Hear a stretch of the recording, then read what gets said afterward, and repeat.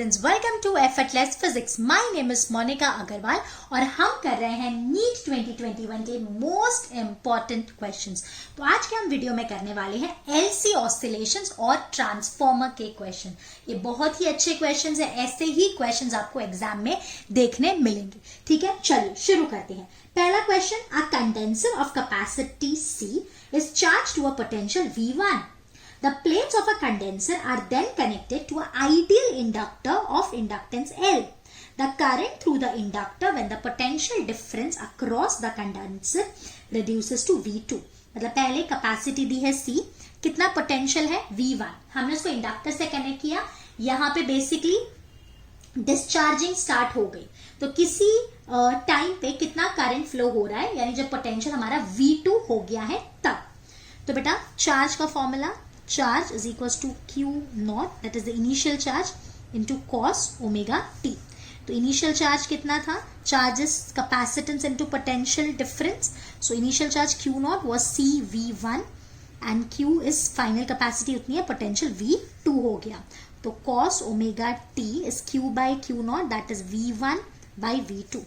अब करंट पूछा है ना बेटा, तो करंट होता है charge upon time, so that is dQ by dt। तो ये माइनस क्यू नॉट क्यों आया बेटा, ठीक है, पहले प्लस ही लिख देती हूँ, कॉस ओमेगा टी का माइनस साइन ओमेगा टी हो जाएगा। तो ये हो गया माइनस साइन ओमेगा टी, मैंने माइनस बाहर निकाल लिया और वापस ओमेगा। आप सबको पता है ओमेगा होता है 1 by root L C. So here I is equals to minus Q naught की जगह मैं लिख रही हूँ सी वी वन, ओमेगा की जगह 1 बाई रूट एल सी, और साइन ओमेगा टी को हम लिख सकते हैं 1 minus cos square omega T, because हमको साइन ओमेगा टी नहीं पता। And this has to be raised to half. So I is equals to, ये C अगर मैं अंदर ले लूँ तो ये हो जाएगा minus V1 under root C by L, ये 1 minus V1 by V2, cos omega t right लिखा है ना मैंने, V2 बाई V1 आएगा। हाँ रॉन्ग हो गया बेटा, एक चीज ध्यान रखेंगे, V2 बाई V1 आएगा, Q is C V2 ना, तो V2 बाई V1, तो ये हो गया V2 और ये हो गया V1 and this raise to half. So I is minus V1 C by L, ये हो जाएगा V1 माइनस, ये ऐसे था ना, एक मिनट कुछ तो गड़बड़ हो रही है, V2 by V1 का रेज टू 2 है और उसके बाद पावर हाफ है, तो हो जाएगा V1 square minus V2 square upon V1 square, but this is raise to half. तो देखा जाए तो ये V1 कट जाएगा। अगर मैं इसको अंदर ले लूँ तो ये हो जाएगा C by L V1 square minus V2 square and the whole raise to half. Basically यहाँ माइनस होना चाहिए, बट ये लोगों ने सिर्फ मैग्नीट्यूड कंसिडर किया है, वो लोगों ने प्लस माइनस नहीं कंसिडर किया है, तो इसलिए correct answer is option D. This is a good question, और ये क्वेश्चन आता है तो बच्चे जल्दी से सॉल्व नहीं कर पाते हैं, तो मैं आपको रिक्वेस्ट करूंगी इस क्वेश्चन की जरूर प्रैक्टिस कर लेना। अब अगले क्वेश्चन में हमको बोला है कि इंडक्टर की वैल्यू L है, कैपेसिटर की वैल्यू C है और फ्रीक्वेंसी F है। अगर हम L को डबल कर देंगे और C को हम 4 टाइम्स कर देंगे तो फ्रीक्वेंसी क्या हो जाएगी। आप सबको पता है फ्रीक्वेंसी का फॉर्मूला होता है 1 by 2 pi root L C, means F is inversely proportional to root M and root C। So F2 by F1 is under root L1 C1 by L2 C2। So F2 by F1 is equals to under root L1 को मैं L लिख रही हूँ, C1 को C, L2 को मैं 2L लिख रही हूँ और C2 को मैं 4C लिख रही हूँ। C L कट कर दिया। So F2 by F1 is 1 by 2 root 2। So F2 is F1 by 2 root 2। So the correct answer is option D. अब हम करने जा रहे हैं ट्रांसफॉर्मर के क्वेश्चन। अब इस पहले क्वेश्चन में क्या बोला है, efficiency of transformer is 90%, is working on 200 volt, मतलब ये प्राइमरी वोल्टेज हमको दिया है एंड सेकेंडरी करंट हमको दिया है, और जो पावर सप्लाई है input power that is 3000 watt, 3 kilowatt है। अब हमको निकालना है secondary voltage and primary current.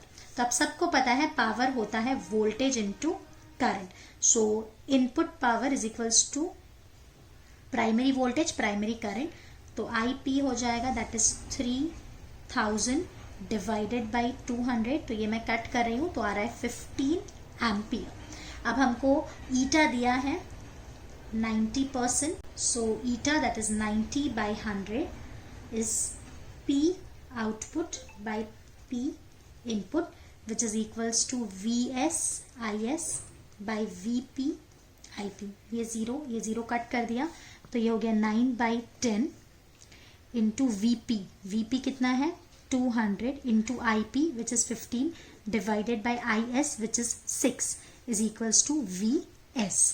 अब ये कट करती हूँ, ये 2 ज़ा, ये 3 ज़ा, ये ज़ीरो कट किया, ये 10 हो गया, 15 3 ज़ा 45 into 10, so secondary voltage is 450 volt. This is the answer. So the correct answer is option B. Next question, the primary of a transformer when connected to a DC battery of 10 volt draws a current of 1 milliampere. The number of turns in the primary and secondary दिया है, the voltage in the secondary and the current drawn by the circuit in the secondary are respectively. ये कैसा question है, मतलब they are trying to trick us.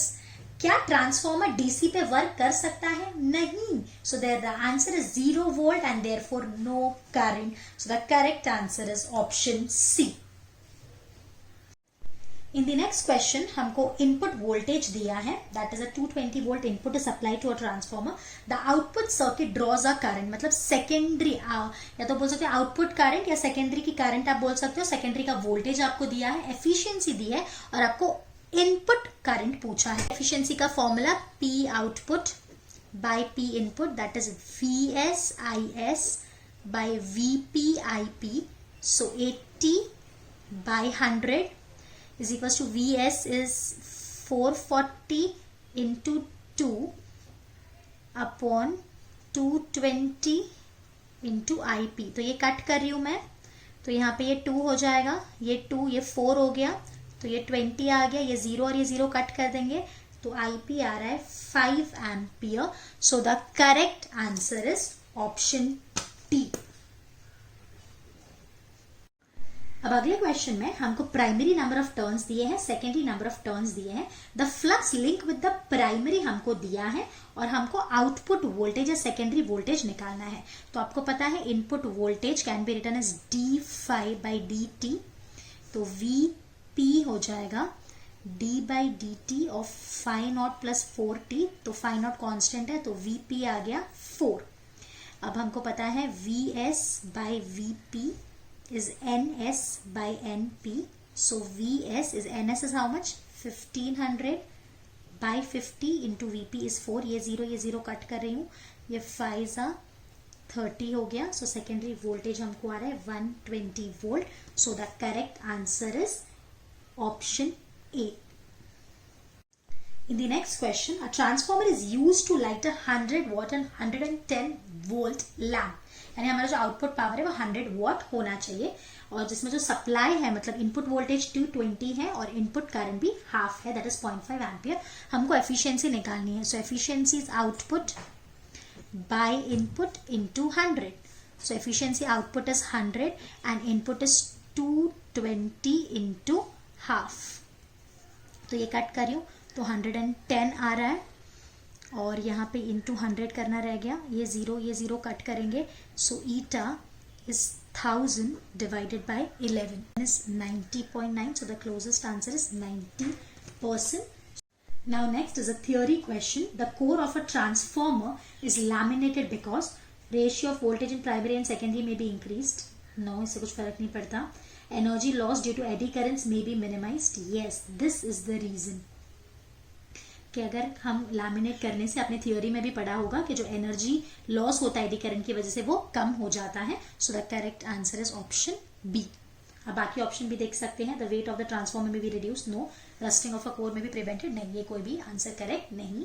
A step up transformer operates on a 230 voltage line and supplies a load of 2 ampere.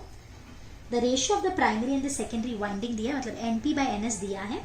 हमको IS दिया है और IP हमको निकालना है. तो आपको पता है N और I का इन्वर्स रिलेशन है, मीन्स NP/NS is IS/IP.